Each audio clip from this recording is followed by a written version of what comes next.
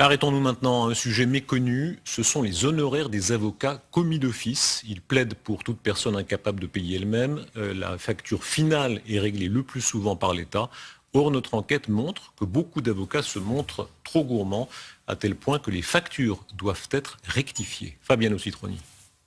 Des factures d'avocats d'office revues à la baisse par des procureurs ou des juges, c'est courant. Et c'est toujours le même adjectif qui revient dans leurs décisions. Le montant facturé est excessif. L'avocat Grégoiret a vu sa note d'honoraires réduite à plusieurs reprises, notamment sur cette affaire. On y passe 72 heures en tout, ce qui fait à peu près 14 000 francs pour arrondir. Et on a un procureur qui nous dit bah, ça ne mérite pas plus que 15 heures. Voilà, lui, il est sur le dossier depuis 3 ans à 100%. De diminuer comme ça en disant ce n'est pas possible pour un recours qu'on passe autant de temps, c'est donner l'impression qu'on surfacture. Et ça, c'est inadmissible. Des exemples, il y en a d'autres. En voici deux. Facture de l'avocat, 3 600 francs, le juge n'accorde que 1 800 francs, la moitié. Plus extrême, l'avocat réclame 48 000 francs, il n'aura que 17 000 francs, 65% de moins. Des avocats d'office surfacturent-ils?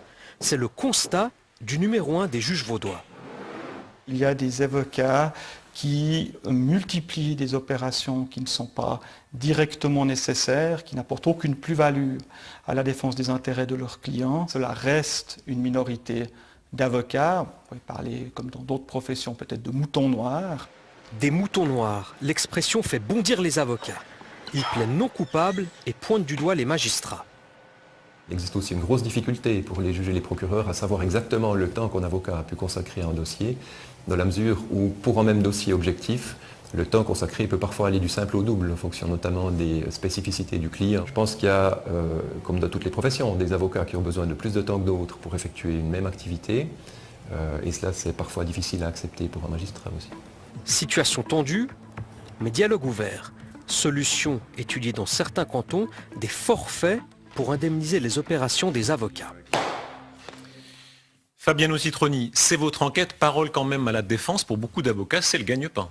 Alors oui, il y a beaucoup d'avocats, peut-être trop on peut dire, et certains ne vivent que de l'assistance judiciaire, c'est 180 francs de l'heure. Ces avocats, estiment certains juges, ont tendance à facturer la moindre opération. Les juges, ils font quoi derrière? Ils prennent la facture, ils enlèvent la moitié en estimant que ce n'était pas des actes nécessaires, et c'est comme ça notamment qu'on se retrouve avec des factures d'avocats divisées par deux. Au bout du compte, au bout de la chaîne, qui est lésé? Alors la règle elle est simple, l'État avance les frais et c'est la personne qui bénéficie de l'assistance judiciaire qui est censée rembourser quand elle revient, comme on dit, à meilleure fortune. Quand ça va mieux, le problème c'est que ça va pas mieux. Dans 30% des cas seulement, les gens remboursent les montants avancés. Ça veut dire que dans 70% des cas, ils ne le font pas. C'est-à-dire que c'est l'État qui doit payer. L'État c'est qui? C'est vous, c'est moi, ce sont les téléspectateurs. Et du coup on peut dire, pour aller plus loin, que quand un avocat surfacture, qui est lésé, c'est le contribuable. On ne parle pas d'un phénomène marginal, l'assistance judiciaire, ça va vraiment grandissant. Les chiffres, ils sont impressionnants. 38 millions de francs en 2011, 57 millions de francs en 2017, c'est une augmentation de 50% en 6 ans. Comment on l'explique? Précarisation de la société, judiciarisation de la société, l'instauration du système de l'avocat de la première heure, ça c'était en 2011. Et puis le quatrième point qui fâche les avocats, c'est la surfacturation. Mais le chiffre vraiment à garder à l'esprit, c'est 50% d'augmentation en 6 ans. Et c'est ce chiffre qui permet de comprendre les tensions entre magistrats d'un côté et avocats de l'autre. Merci Fabiano.